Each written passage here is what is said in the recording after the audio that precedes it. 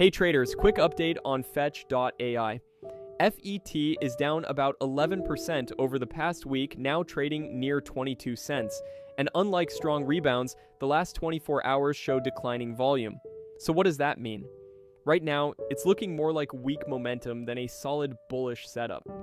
When price drops and volume fades, it often signals a lack of buyer interest, not exactly what bulls want to see. Could it bounce? Sure. But without volume, any move up might be short-lived. So is this a hidden opportunity or a potential trap? Keep an eye on volume. That's your real signal. Stay smart, stay patient, and manage your risk. Also, quick update. We've just released our latest FET crypto price prediction update. Support and targets revealed. Big moves could be ahead for FET crypto. We've just dropped our latest analysis with key support levels and price targets you don't want to miss. If you'd like deeper insights, check out our Patreon page, link in description and comments. There's also a starter plan available for just $10 if you want to try it out. Got a specific chart you want analyzed?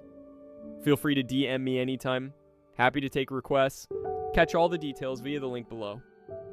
Disclaimer, please do your own research. This content is for informational purposes only and is not financial advice.